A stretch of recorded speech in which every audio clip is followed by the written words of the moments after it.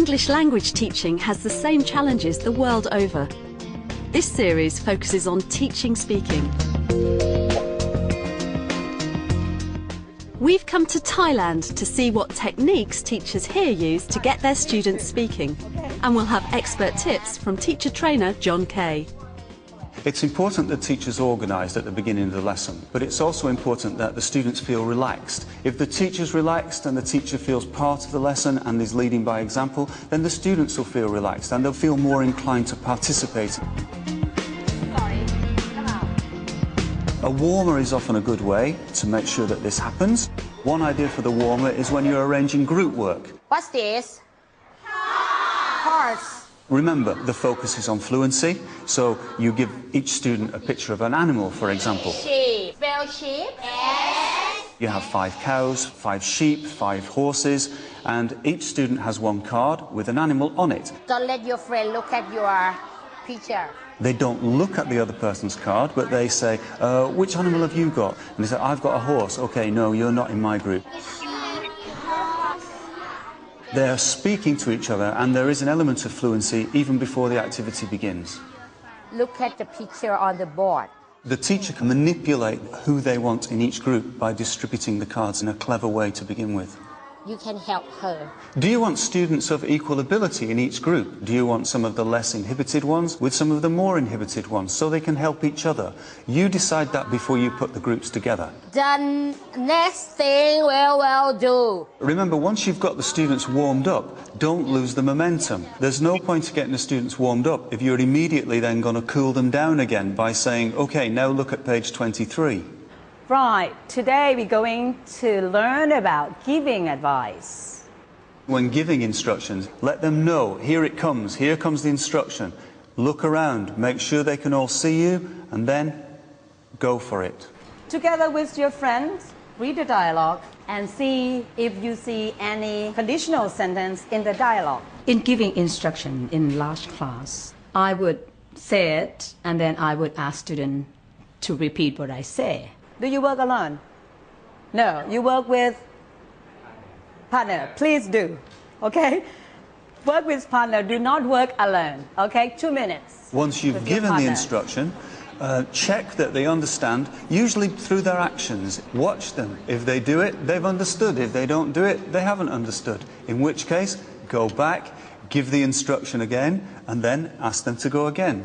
This animal, you can find it in your picture.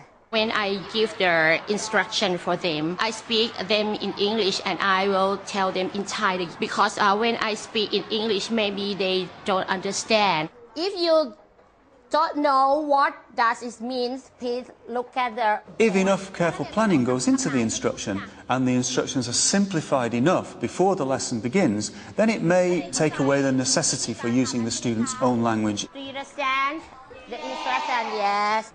Now look, tell me what you know about this. What is it? Make sure you're not using any overcomplicated language. For example, can you say, what's this, rather than, can anybody tell me what this is? What is it, if sentence? When do you use if sentence?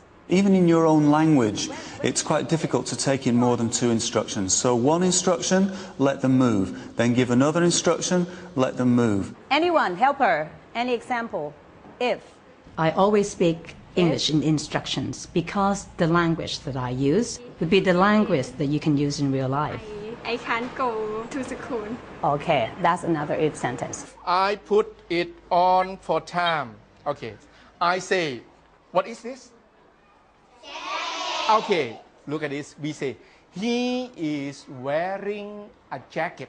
If you want the students to practice particular language, then it's often important that you do some controlled oral practice of the target language before they start to practice in groups. How do we say this? Okay. To do this controlled practice, you can use straightforward repetition, where the teacher stands once again where everybody can see the teacher, and then give them a model, and they repeat after the teacher. Taking this one step further, to make it a little bit more creative for the students, give the students a prompt. It can be a visual prompt, it could be a noise, it depends on the teacher. She's wearing a dress. What else she wearing? However, it's important that you don't speak at the same time as the students because you have to hear what the students are saying. Okay, now open it and look at you and come up with the answer. Be creative, but generate that enthusiasm and interest with the students so that the repetition and the drilling becomes a little bit more meaningful. You disagree, but you not strongly disagree. What expression can you use? Think about what language the students are going to need in order to complete the task successfully. This language could be practiced before they actually start doing the task. When you want to disagree directly, you say, I don't agree. For any task, it's obviously extremely useful for the students to see this useful language. So you can have this on the walls or on the table. They're surrounded by the language, and it altogether encourages them to use English in the classroom. Once you've done your controlled practice, why not extend that activity? Feed in something else for them to do, which will allow them to practice language that they've practiced in previous lessons and push themselves so that they're really getting the most out of a fluency lesson. Today I'm wearing blue jacket, blue jeans and one sock. Thank you.